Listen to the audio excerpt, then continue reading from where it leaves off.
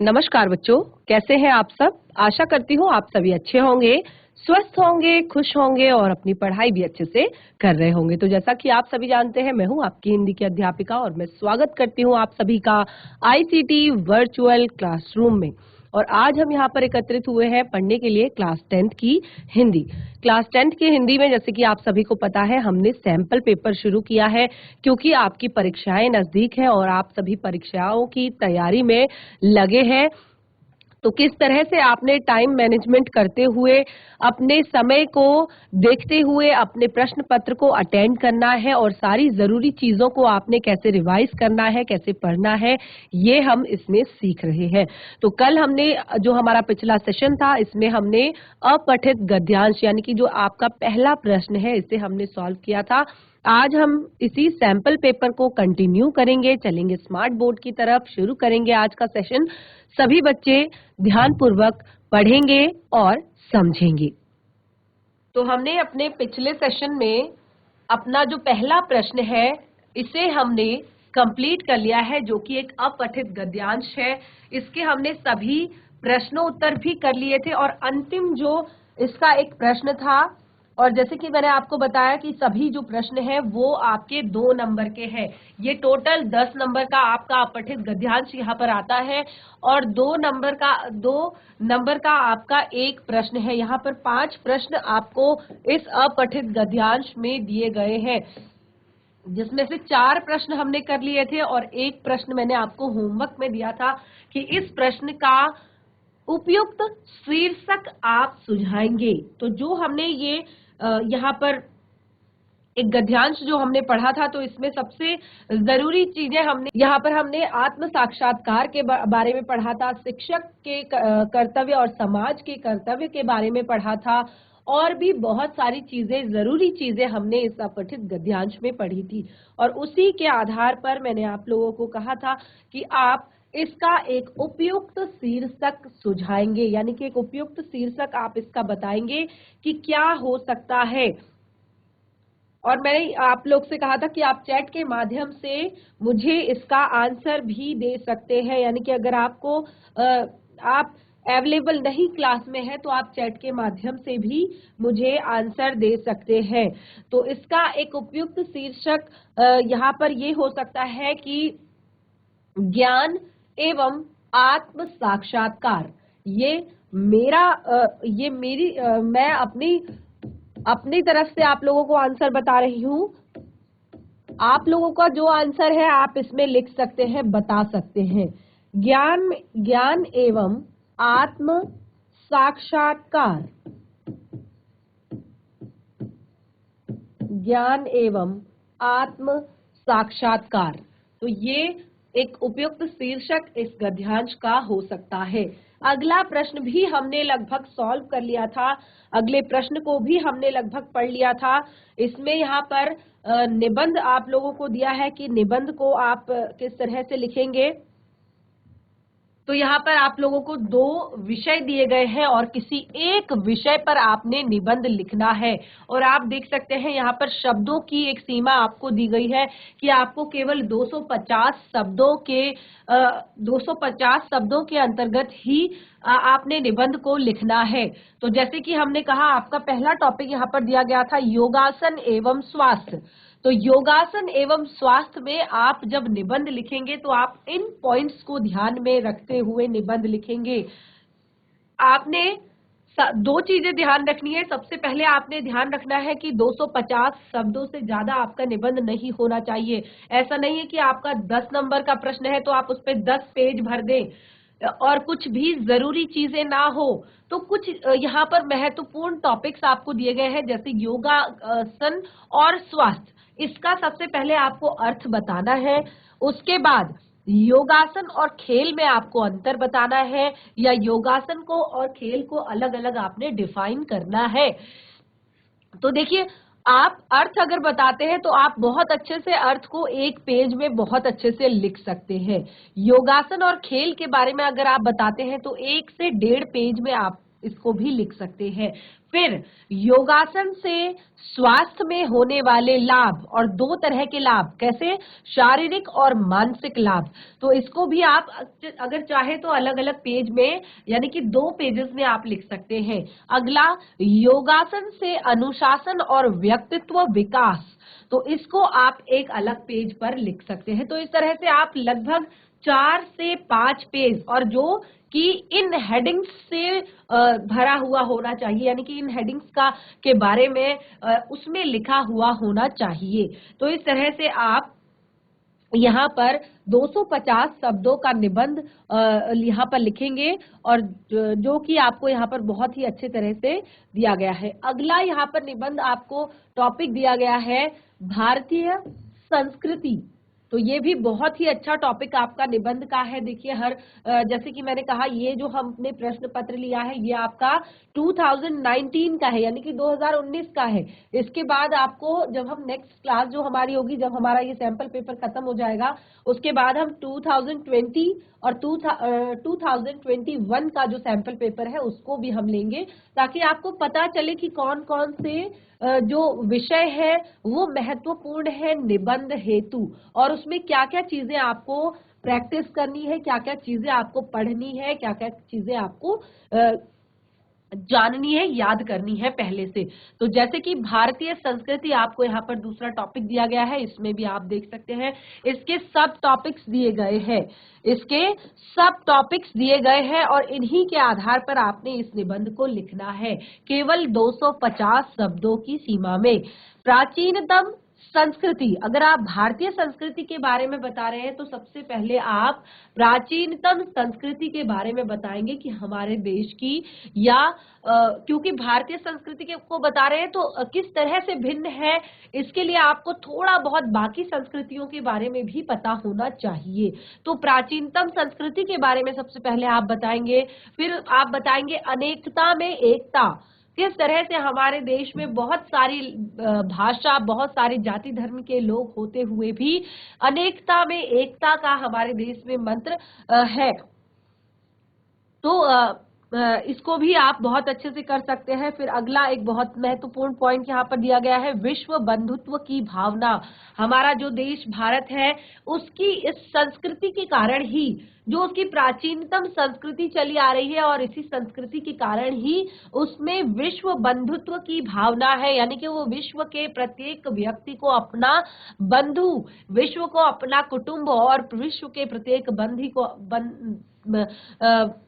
विश्व के प्रत्येक व्यक्ति को अपना बंधु यानी कि भाई मानता है। और उसके बाद यहाँ पर एक पॉइंट दिया गया है, शांति का संदेश। किस तरह से भारत पूरे विश्व में शांति दूत बनकर उभरा है, किस तरह से भारत विश्व को शांति का संदेश देता है, वो सारी चीजें आप इसमें लिखेंगे।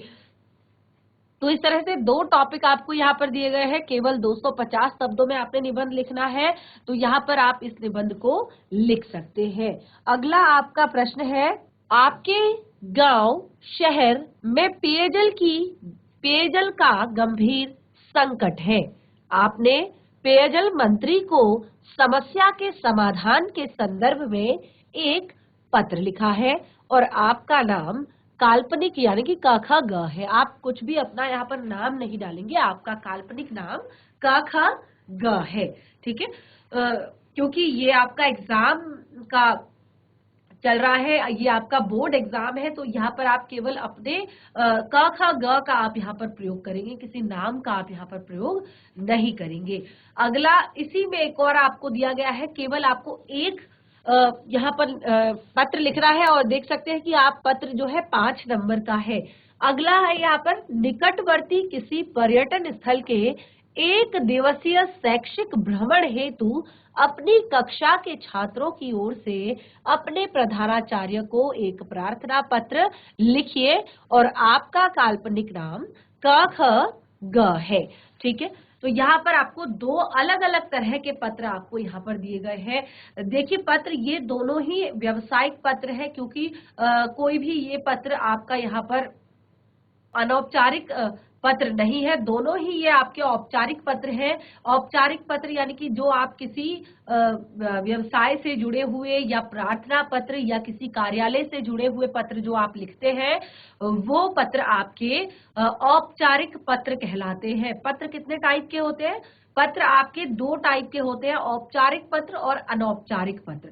औपचारिक पत्रों को आप किसी भी, जब भी आप किसी कार्यालय में पत्र लिख रहे होते हैं या आप किसी व्यवसाय से संबंधित कोई पत्र लिख रहे होते हैं या फिर आप स्कूल में पत्र दे रहे होते हैं या किसी मंत्री को या किसी अधिकारी को पत्र आप लिख रहे होते हैं, तो वो सारे आपके औपचारिक पत्र होते हैं। और जब आप किसी मित्र को, रिश्तेदार को, सगे संबंधी को या माता पिता को पत्र लिखते हैं, वो आपके अनौपचारिक पत्र होते हैं। तो आप देख सकते हैं दोनों ही पत्र आपको यहाँ पर औपचारिक पत्र दिए गए हैं। तो औपचारिक पत्र को लिखते समय आपको किन किन बातों का ध्यान रखना है, ये सारी चीजें हम अपनी क्लास में कर चुके हैं। और पत्र आप जब आप क्लास 3rd 4th में होते हैं, तब से आप छोटे छोटे से पत्र लिखना सीख जाते हैं। तो यहाँ पे दो आपको ऑप्शन दिए हैं, दोनों में से किसी एक पर आपने यहाँ पर पत्र लिखना है। तो जैसे कि आपको पहला पत्र दिया गया है कि आपके गांव या शहर में पेयजल का गंभीर संकट है। आपको टॉपिक दिया गया है कि आपके गांव या शहर में जो पीने का पानी है उसका गंभीर संकट है, और अपने जो पेयजल मंत्री हैं उनको इस समस्या के समाधान के संदर्भ में आपने एक पत्र लिखना है। ठीक है, तो इसमें आप जैसे कि मैंने कहा कि जो आपके औपचारिक पत्र होते हैं, तो आप इसमें सबसे पहले संबोधन आप उनको करते हैं, और संबोधन आप कभी भी उनको नाम से नहीं करते। अगर आपको यहाँ पर पेयजल मंत्री लिखा है तो आप उनका पद ही वहां पर लिखेंगे, आप कभी भी उनका नाम नहीं डालेंगे। आप उनका पद लिखेंगे, शहर का नाम लिखेंगे, और फिर आप उनको अपना विषय बताएंगे कि क्या विषय है आपका। तो आपका विषय है यहाँ पर आपके पेयजल का गंभीर संकट आपके शहर में या आपके गांव में है। तो आप उसके बाद आप अपना प्रार्थना पत्र शुरू करेंगे। सविनय निवेदन इस प्रकार है कि हमारे गांव या शहर, जो भी आपके गांव शहर का नाम हो, में पेयजल का गंभीर संकट है। यहाँ पर जो पानी, पहले तो यहाँ पर पानी के स्रोत बहुत कम है, और जो पानी के स्रोत है भी तो वो इतने शुद्ध और साफ नहीं है, यानी कि पीने योग्य नहीं है। तो इस तरह से हमारा गांव जो है बहुत ही ज्यादा बुरी कंडीशन से गुजर रहा है, क्योंकि इंसान के लिए सबसे जरूरी चीजें होती है हवा, पानी और भोजन। जीवन जीने के लिए हवा और पानी और भोजन उसके लिए सबसे ज्यादा जरूरी चीजें होती है। तो ऐसे में पानी का ना होना, और दूसरी चीज साफ सफाई, क्या होता है इससे कई जब हम गंदा पानी पी लेते हैं तो बहुत ज्यादा अलग अलग तरह की बीमारियां होने का खतरा यहाँ पर बना हुआ है। तो इस तरह से आप बहुत सारी चीजें, समस्याएं जो आसपास आप देखते हैं, वो सारी समस्याएं लिखकर आप इस पत्र को लिख सकते हैं, और उसके बाद अपना नाम आप क ख ग लिख सकते हैं, या प्रार्थी या निवेदक लिखकर। अगला जो टॉपिक है यहाँ पर आपको, वो आपके प्रधानाचार्य को आपने प्रार्थना पत्र लिखना है कि आपको 1 दिवसीय शैक्षिक भ्रमण हेतु कहीं पर लेकर जाया जाए। तो इस तरह से आप लिखेंगे, सबसे पहले आप सेवा में प्रधानाचार्य जी, फिर विद्यालय का नाम, फिर आपके शहर का एड्रेस, फिर आप विषय लिखेंगे 1 दिवसीय शैक्षिक भ्रमण हेतु, फिर आप संबोधन लिखेंगे महोदय। संवेदन निवेदन इस प्रकार है कि आगामी जो कोई भी आगामी जो माह होगा, क्योंकि गर्मियों में ही ज्यादातर इस तरह के भ्रमण होते हैं, या सर्दियों में जो छुट्टियां होती है, तो आप लिखेंगे जनवरी या अप्रैल माह में हमारे विद्यालय में एक विज्ञान प्रदर्शनी आयोजित होने वाली है, और जिससे कि हमें बहुत सारी चीजों के बारे में यहाँ पर लोगों को बताना होगा। इसके लिए हमें विज्ञान के बहुत सारे मॉडल तैयार करने हैं, बहुत सारी चीजें बनानी है। तो हमारी कक्षा ये चाहती है कि हम एक शैक्षिक भ्रमण में जाने हेतु आपसे निवेदन करते हैं, जिससे कि मतलब शैक्षिक भ्रमण क्या होता है कि जहां पर जाकर आप चीजों के बारे में जाने। जैसे आप विज्ञान धाम जा सकते हैं, जैसे आप किसी भी ऐसी जगह पर जा सकते हैं जहां पर आपको सीखने, किसी भी म्यूजियम में जा सकते हैं, जहां पर आपको कुछ चीजें सीखने को मिले। इसे क्या कहा जाता है? शैक्षिक भ्रमण, कि आप कोई नई चीज सीखने जा रहे हैं। देखिए, शिक्षा केवल आप किताब पढ़ रहे हैं, आप कॉपी में लिख रहे हैं, आप एग्जाम दे रहे हैं, तो केवल ये आपके शिक्षा ग्रहण का माध्यम नहीं हो सकता। अगर आपका सर्वांगीण विकास होना है, आपको बच्चे का अगर सर्वांगीण विकास करना है, तो उसको हर तरह की चीजों से उसका परिचय हमें कराना होता है। जैसे कि खेलकूद में भी हमें बच्चों को उतना ही आगे ले जाना है। बाकी जो भी वो एक्टिविटीज करना चाहते हैं, अदर जो को करिकुलर एक्टिविटीज होती है, यानी कि हमारे जो एक सिलेबस के साथ साथ जो चीजें चलती है, तो उसमें ये शैक्षिक भ्रमण भी आपका आ जाता है। यानी कि आप कुछ सीखने के लिए विद्यालय से बाहर जा सकते हैं, घूमने और देखने और समझने। तो इस तरह से आप ये दोनों प्रश्न यहाँ पर सॉल्व कर सकते हैं। और भी जब हम आगे के जो सैंपल पेपर हम लेंगे, उसमें आप देखेंगे और अलग अलग तरह के आपको यहाँ पर प्रार्थना पत्र दिखाई देंगे। कुछ उसमें औपचारिक हो सकते हैं, कुछ अनौपचारिक भी हो सकते हैं। अगला प्रश्न है आपका, निम्नांकित वाक्यों में क्रियापद छांटिए और उनका भेद बताइए। अब यहाँ पर आपके कुछ वाक्य आपको दिए गए हैं, इसमें आपको क्रियापद छांटने हैं और उस क्रियापद के भेद बताने हैं। देखिए, आप क्लास 10th में है, हिंदी व्याकरण में बहुत सारी चीजें आप क्लास 6, 7th, 8th, 9th में पढ़ते आते हैं। तो ये क्रियापद छांटना भी आप क्लास 9th में, क्लास 8th में पढ़ चुके होंगे, और यहाँ पे भी हमने आपको कई बार कराया है इस चीज को। तो यहाँ पे आपका प्रश्न दिया गया है, जंगल में मोर नाचता है। जंगल में मोर नाचता है, तो आपको क्रिया पद छांटना है। तो क्रिया आप सभी को पता है, क्रिया क्या होता है, क्या होती है क्रिया, ठीक है।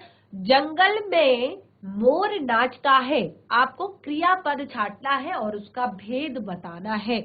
तो अगर आपको क्रिया की परिभाषा पता है तो आप क्रियापद बता सकते हैं। अगर आपको क्रिया के भेदों के बारे में पता है तो आप इसके भेद भी बता सकते हैं। तो किसी काम के करने या होने को हम क्या कहते हैं? क्रिया कहते हैं। तो क्रियापद, अब आपको क्रियापद छांटना है। तो जंगल में मोर नाचता है, तो यहाँ पर आप क्रियापद आसानी से छांट सकते हैं, नाचता है। तो यहाँ पर देखिए, फिर हमसे कहा गया है कि उसके भेद बताइए। अब आपको क्रिया के भेद याद होने चाहिए। तो क्रिया के कितने भेद होते हैं? क्रिया के 2 भेद होते हैं। कौन कौन से 2 भेद?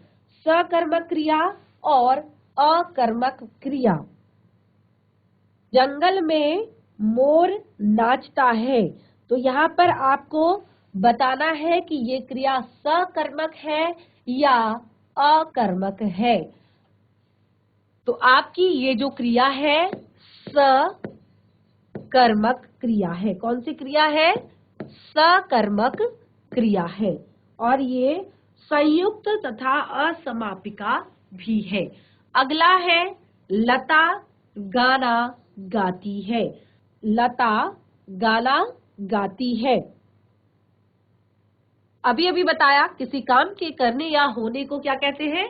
क्रिया कहते हैं। तो लता गाना गाती है, बहुत ही आसानी से आप क्रियापद छांट सकते हैं, गाती है, ठीक है। तो ये आपका क्रियापद है। और किस तरह की क्रिया है? ये भी आपकी सकर्मक क्रिया है। अब मैंने यहाँ पर आपके दोनों ही प्रश्नों में लिख दिया कि ये सकर्मक क्रिया है, लेकिन कैसे और क्यों? क्या आप सभी बता सकते हैं ये क्यों सकर्मक क्रिया है, ये कैसे सकर्मक क्रिया है?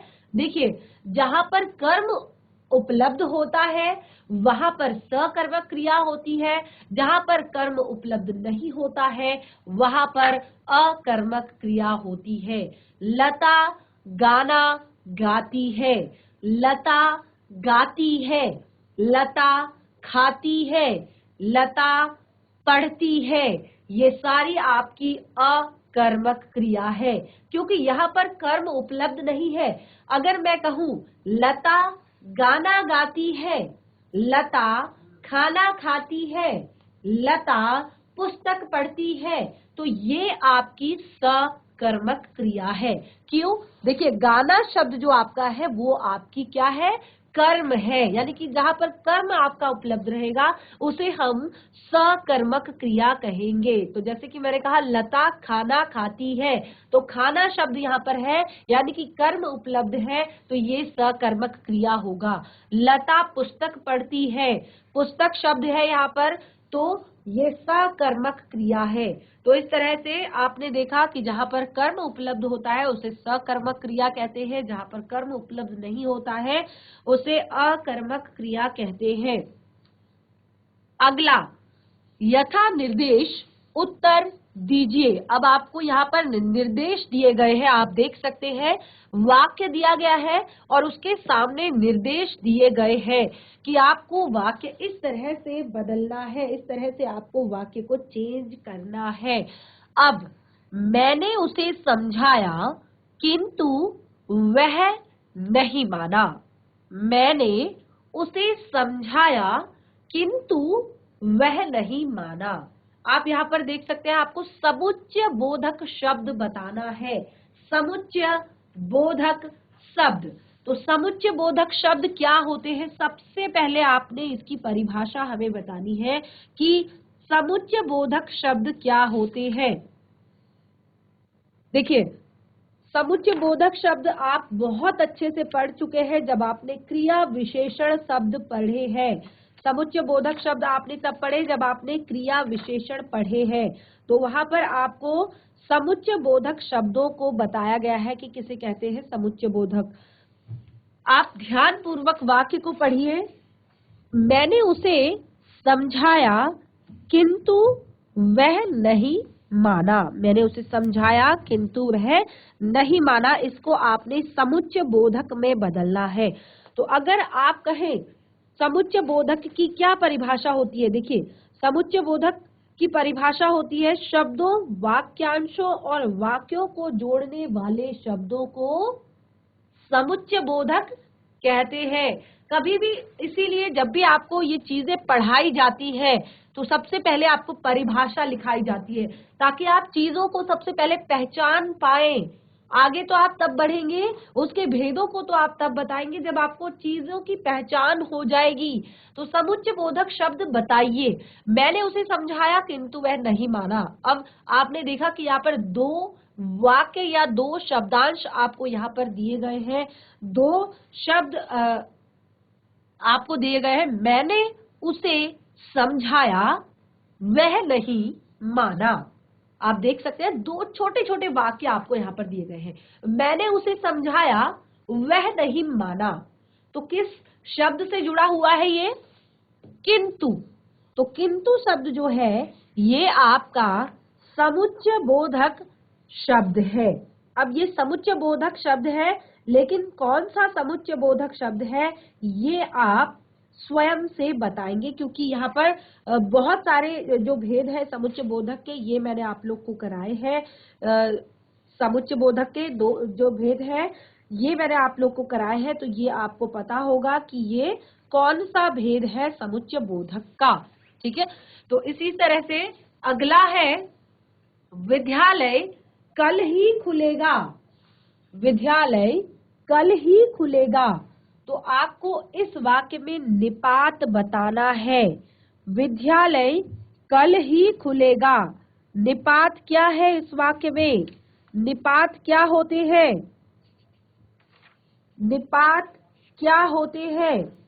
ये सारी चीजें हम पढ़ चुके हैं। ऐसे अव्यय जो किसी शब्द के बाद लगकर उसके अर्थ पर विशेष बल देते हैं, यानी कि आप कोई शब्द, कोई वाक्य आप बोल रहे हैं, कोई शब्द आप बोल रहे हैं, उसके पीछे लगकर उस शब्द के अर्थ पर विशेष बल देते हैं, यानी कि फोर्स किया जाता है इस बात के लिए। तो विद्यालय कल ही खुलेगा, आप देख सकते हैं विद्यालय कल ही खुलेगा। अगर यहाँ पर कहा जाए विद्यालय कल खुलेगा, तो यहाँ पर बहुत ही आसान आपको ये लाइन लग रही है कि विद्यालय कल खुलेगा, लेकिन आप देख सकते हैं यहाँ पर ही शब्द का प्रयोग किया गया है, फोर्स किया गया है कि विद्यालय कल ही खुलेगा। ठीक है, तो यहाँ पर निपात शब्द क्या है? ही। और यहाँ पर आपका समुच्चयवादी बोधक शब्द कौन सा है? किंतु। इसीलिए बच्चे बहुत ही इजी है, आप देख सकते हैं एक एक नंबर के आपके ये 2 प्रश्न है, लेकिन अगर आपको नहीं पता है कि क्या होते हैं समुच्चय बोधक, क्या होते हैं निपात, तो आपके 2 नंबर यहाँ से कट जाते हैं। लेकिन अगर आपको दोनों की परिभाषा केवल पता है तो आप इजीली यहाँ पर 2 नंबर ले सकते हैं। ये बहुत ही इजी, बहुत ही आसान है।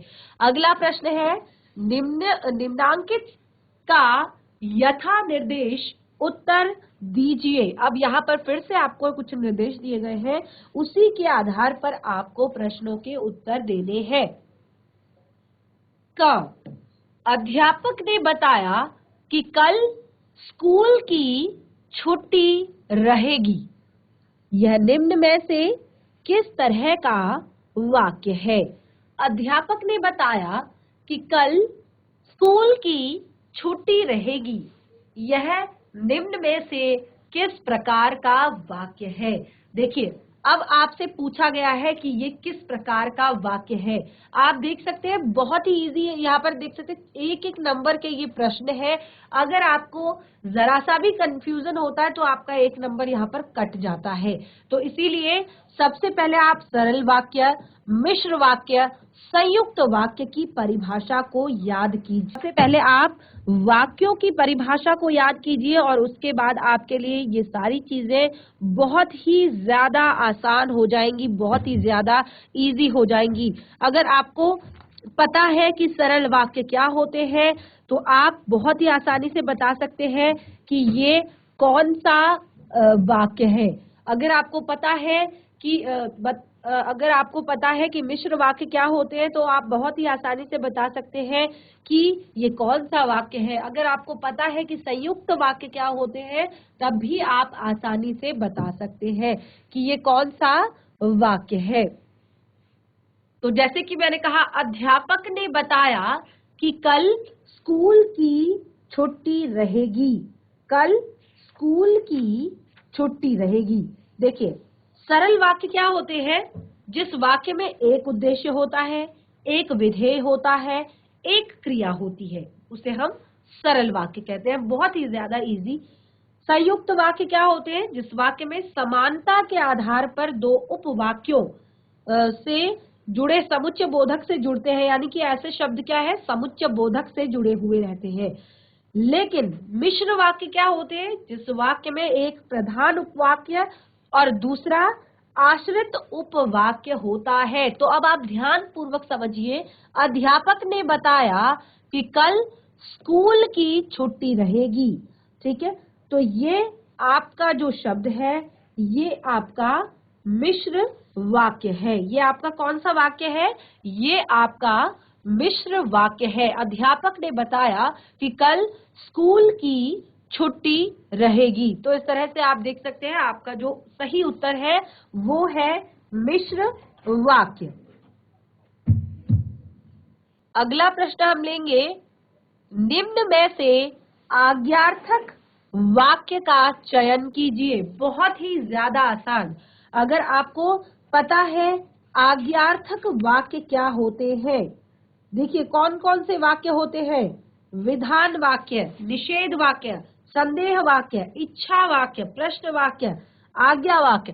तो इन सब वाक्यों में जब आपको जहां पर आपको लगेगा कि आज्ञार्थक है, मैं यह काम नहीं कर सकता, क्या ये आपको लगता है कि यह आज्ञार्थक है? मोहन को बुलाओ, शायद आज बारिश हो।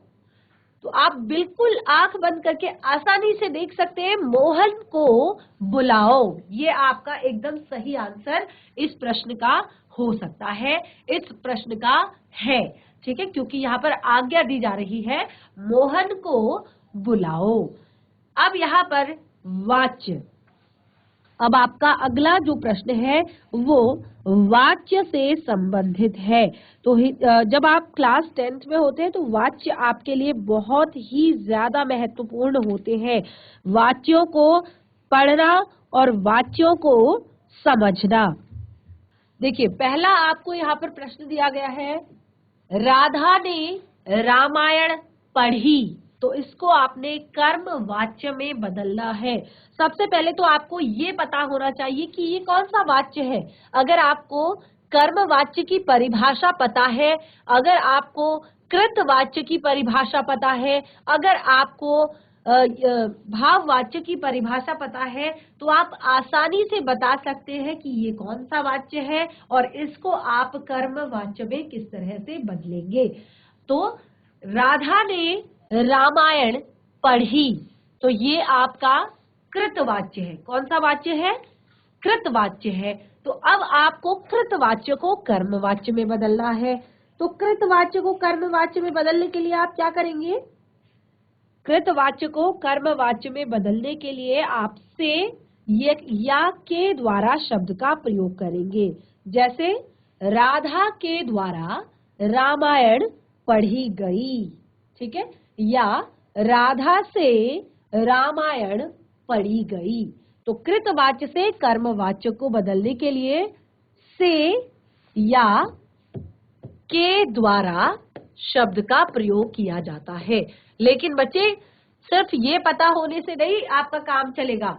आपको कृतवाच्य की परिभाषा पता होनी चाहिए, आपको कर्मवाच्य की परिभाषा पता होनी चाहिए, आपको भाववाच्य की परिभाषा पता होनी चाहिए, ताकि आप तीनों को डिफाइन करने के बाद ही यहाँ पर कोई एक्शन लो कि किस तरह से। आपको पता होना चाहिए कि ये वाच्य कौन सा है, या भाववाच्य है या कर्मवाच्य है या कृतवाच्य है, तभी आप उसको चेंज कर पाएंगे। जैसे अगला आप देख सकते हैं, मैं चल नहीं सकता, भाव वाच्य में बदलिए, भाव वाच्य में बदलिए।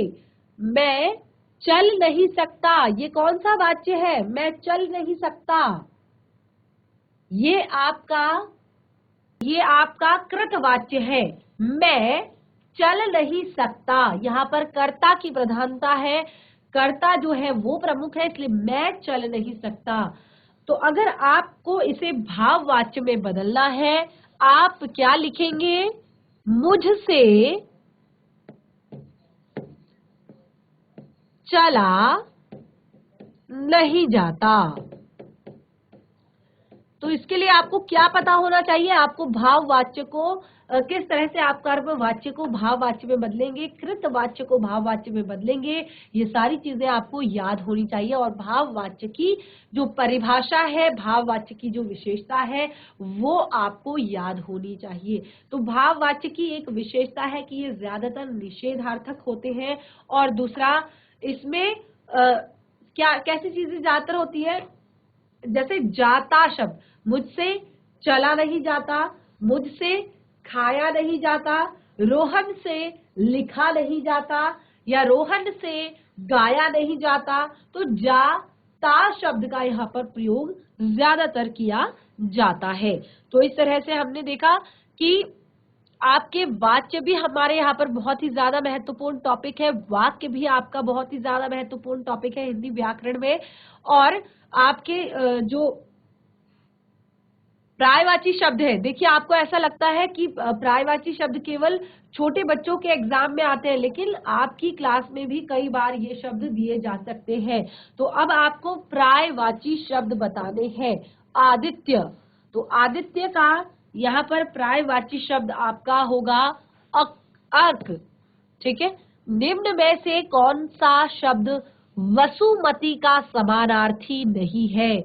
वसुमती का अर्थ आपको पता होना चाहिए, उसके बाद आप बता पाएंगे कि उसका समानार्थी शब्द कौन सा नहीं है। और कई बार देखिए ये चीज हमें बहुत ज्यादा कंफ्यूज करती है, हम बहुत जल्दी में होते हैं, हमें लगता है कि हमारा एग्जाम छूट जाएगा अगर हम अच्छे से सॉल्व नहीं करेंगे। तो हम फटाफट से पढ़ते हैं कि कौन सा शब्द वसुमती का समानार्थी नहीं को हम देख नहीं पाते, और हम सोच लेते हैं कि समानार्थी है, या हम अर्थ कुछ और समझ लेते हैं। तो ये चीज आप ध्यान रखिए कि जो छोटे छोटे प्रश्न होते हैं उन्हें आप सब ध्यान पूर्वक पढ़िए, समझिए और तब जाकर उत्तर दीजिए। तो निम्नांकित में से वसुमती का समानार्थी शब्द नहीं है, वो है यामिनी। बाकी दोनों जो है इसके समानार्थी शब्द है। तो इस तरह से हिंदी व्याकरण का जो हमारा ये पूरा यहाँ पर दिया गया है आपका जो इतना पार्ट दिया गया है हिंदी व्याकरण का, ये हमारा कंप्लीट हो गया है। अब यहाँ से हमारा काव्य खंड शुरू होता है, जिसमें यहाँ पर आपकी कविताएं दी गई है। 2 कविताएं यानी कि यहाँ पर काव्यांश दिए गए हैं, यानी कि कविताओं के कुछ अंश यहाँ पर दिए गए हैं। आपको इन्हें पढ़ना है, इनका अर्थ निकालना है, क्योंकि यहाँ पर आपकी सभी क्लासेस में मैंने हर बार आपकी हर कविता को बहुत ही अच्छे से उसका भावार्थ सहित उसका यहाँ पर आपको पढ़ाया है। तो आप इसके भावार्थ को पहले कविता को पढ़िए, समझिए, और उसके बाद आप यहाँ पर प्रश्नों के उत्तर देने का प्रयास कीजिए। तो यहाँ पर आपकी जो ये कविता है ये यहाँ पर दी गई है। बादल गरजो घेर घेर घोर गगन धराधर ओ, ललित ललित काले घुंघराले बाल कल्पना के से पाले, विद्युत छवि उर्मे कवि नवजीवन वाले, वज्र छिपा नूतन कविता फिर भर दो बादल गरजो। तो यहाँ पर जो कवि है ये आपकी जो बादल गरजो जो कविता है उससे आपका ये काव्यांश लिया गया है। बादल गरजो घेर घेर घोर गगन धराधर ओ, ललित ललित काले घुंघराले बाल कल्पना के से पाले, विद्युत छवि उर्मे कवि नव जीवन वाले, वज्र छिपा नूतन कविता फिर भर दो बादल गरजो। तो सबसे पहले आपको यहाँ पर पाठ का नाम आपको सबसे पहले याद होना चाहिए, आपको कवि का नाम आपको याद होना चाहिए, और उसके बाद जो आपको भावार्थ पढ़ाया गया है वो आपको याद होना चाहिए। तो अब यहाँ पर प्रश्न कुछ दिए गए हैं इस पाठ से। कवि को बादल किसके समान लग रहा है? कवि को बादल किसके समान लग रहा है? तो बादल यहाँ पर कवि को किसके समान लग रहा है? जैसे किसी छोटे से बालक के, जिसके ललित ललित काले घुंघराले जिसके बाल है, जिस तरह से छोटे बच्चे के बाल होते हैं ना सिर में, पूरे बाल काले काले होते हैं और घुंघराले से होते हैं, ऐसे उसको बच्चे के बालों के समान कवि को बादल लग रहे हैं। और अगला प्रश्न है, बाल कल्पना से कवि का क्या आश्रय है? बाल कल्पना से कवि का क्या आश्रय है? बाल कल्पना यानी कि जिस तरह से बच्चे अपने मन में बाल कल्पना कैसे पाले, जैसे बहुत ही ज्यादा बच्चों की कल्पनाएं होती है ना, कि वो छोटी छोटी कल्पनाएं करते, कुछ भी वो कल्पनाएं कर लेते हैं और थोड़ी देर बाद वो भूल जाते हैं। इसी तरह बादल भी थोड़ी देर के लिए बहुत ही अच्छा सुंदर शेप ले लेते हैं, बहुत ही अच्छा आकार ले लेते हैं, और थोड़ी देर बाद वो गायब हो जाते हैं, थोड़ी देर बाद वो निकल जाते हैं। अगला प्रश्न है, बादल के किस रूप को निराला ने प्रस्तुत किया है? बादल के किस रूप को सूर्यकांत त्रिपाठी निराला जी ने यहाँ पर प्रस्तुत किया है, वो आपको बताना है। तो बादल के यहाँ पर रौद्र रूप को सूर्यकांत त्रिपाठी निराला जी ने यहाँ पर बताया है कि वो कहते हैं बादल इस तरह का है कि वो बाहर से दिखने में तो बहुत ही ज्यादा सुंदर है, बहुत ही ज्यादा मासूम है, लेकिन उसने अपने हृदय में क्या कर रखा है? उसने अपने हृदय में वज्र छिपा रखा है। देखिए, आप देखते हैं बादल उड़ रहे होते हैं, आसमान में घूम रहे होते हैं, लेकिन अचानक से क्या होता है, जब बिजली कड़कती है तो उनके अंदर से बहुत तेज की आवाज आती है, बहुत वज्र ऐसी आवाज आती है जैसे वज्र का प्रहार हो रहा हो, एकदम से तड़कती भड़कती जो बिजली गिरती है। तो इस तरह से बादल के यहाँ पर एकदम घोर रूप को, घनघोर रूप को निराला जी ने इस कविता के माध्यम से प्रस्तुत किया है। तो देखिए, आपको यहाँ पर सबसे पहले तो आपको कविता का नाम याद करना होता है और आपको कवि का नाम याद करना होता है। तो ये चीज आप जरूर याद रखेंगे। अगला है, ये भी एक कविता है, ये आपकी पाठ्य पुस्तिका से ही ली गई है, क्योंकि ये इस बार शायद आपकी सिलेबस पे नहीं है, और लेकिन पढ़ना बहुत ज्यादा जरूरी है। तो इसको आप घर पर एक बार जरूर करें, एक बार इसे पढ़ें, इस कविता को, इस काव्यांश को पढ़ें। पूरी कविता को आप पढ़ सकते हैं, क्योंकि ये सैंपल पेपर शायद आपके पास अवेलेबल नहीं होगा, तो आपके पूरी कविता को पढ़ सकते हैं और उसके प्रश्नों के उत्तर आप कर सकते हैं याद। तो बच्चों, आज हमने अपने सैंपल पेपर का एक बहुत ही महत्वपूर्ण पार्ट जो है वो सॉल्व किया, यानी कि हिंदी व्याकरण से जो जुड़ा हुआ है।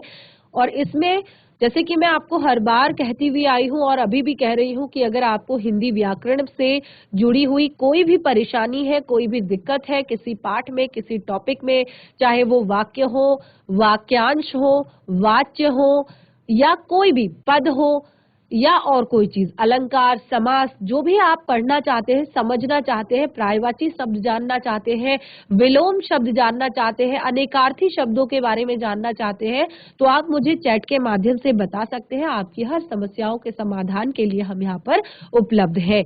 तो आज का सेशन हमारा यहीं पर समाप्त होता है। कंटिन्यू करेंगे हम अपने इसी सैंपल पेपर को अपने नेक्स्ट सेशन में। तब तक के लिए धन्यवाद। आपका दिन शुभ हो।